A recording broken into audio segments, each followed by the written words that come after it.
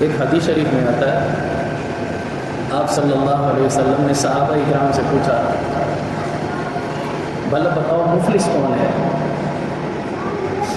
مفلس کہتے ہیں جو بالکل غریب آدمی ہو، کچھ بھی نہ ہو اس کے پاس۔ تو صحابہ اکرام کہنے لگے اللہ کے رسول، یہ ظاہر بات ہے، جس کے پاس روپیہ پیسہ نہ ہو، مال و دولت نہ ہو، وہ مفلس ہے۔ حضور نے فرمایا میں تمہیں بتاؤں حقیقی مفلس کون ہے؟ صحابہ اکرام نے کہا ہمارے ماں باپ آپ پر فدا ہوں، ضرور بتائیے۔ تو آپ صلی اللہ علیہ وسلم فرمایا حقیقی مفلس وہ شخص ہوگا جو قیامت کے دن اللہ تعالیٰ کی بارگاہ میں اس طرح پیش کیا جائے گا کہ اس کے پاس بہت بڑا ذخیرہ ہوگا نیکیوں کا، بہت بڑا ڈھیر اس کے پاس نیکیوں کا ہوگا، بہت ساری نمازیں ہوں گی، بہت ساری زکاتیں ہوں گی، بہت سارے روزے ہوں گے، بہت سارے حج ہوں گے،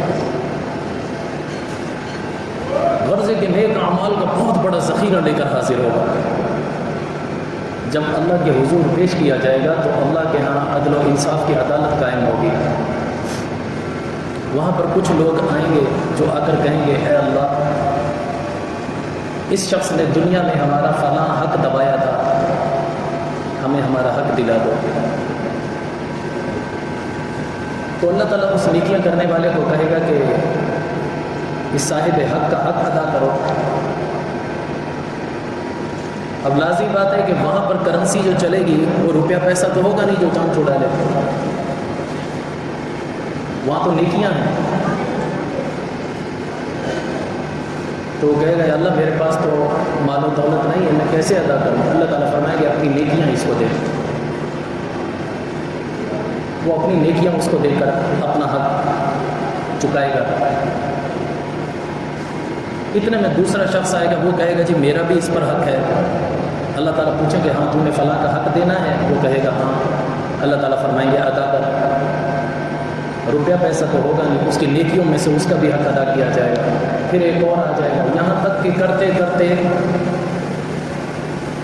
اس کی ساری نیکیاں ختم ہو جائیں گی اور وہ بالکل خالی ہاتھ ہو جائے گا۔ ابھی صاحب حق پھر بھی باقی ہوں گے، پھر بھی حق لینے والے آئیں گے، وہ آ کر کہیں گے یا اللہ میرا فلاں حق کس کی طرف ہے؟ اللہ تعالیٰ اس بندے کو کہیں گے ادا کر۔ وہ کہے گا یا اللہ جو نیکیاں تھیں اب تو وہ بھی ختم ہو گئی، اب میں کیسے ادا کروں؟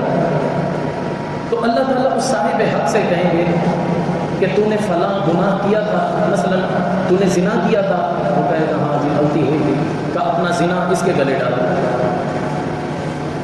پھر ایک اور صاحب حق آ جائے گا، وہ کہے گا میرا حق دلا، اس کے پاس کوئی نیکی نہیں ہوگی۔ اللہ تعالیٰ اس سے پوچھیں گے تو نے شرابیں پی تھی؟ وہ کہے گا ہاں۔ اللہ تعالیٰ فرمائے گا اپنی شرابوں کا گناہ اس کے گلے ڈالو۔ یہاں تک کہ حدیث شریف میں آتا ہے کہ وہ آیا تو نیکیوں کا انبار لے کر تھا، لیکن وہ اپنے اوپر گناہوں کا بوجھ لاد کر جہنم کا حقدار ہو چکا ہوگا۔ سب سے بڑا مفلس قیامت کے دن وہ شخص ہوگا جس کے پاس نیک اعمال کا ذخیرہ نہیں۔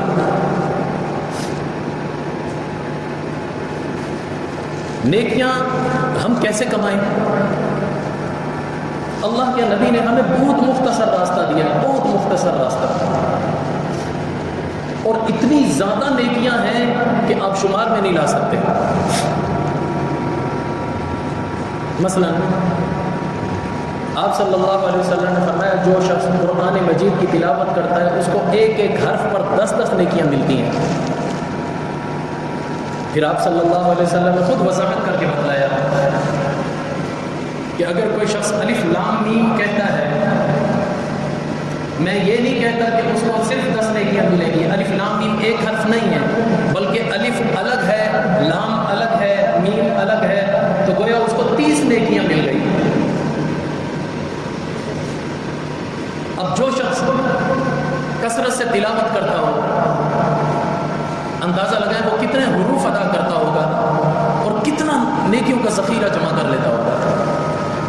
سب سے بڑا ذریعہ نیکیاں حاصل کرنے کا قرآن مجید کی تلاوت ہے، اور ہم اس سے اتنا ہی دور ہیں۔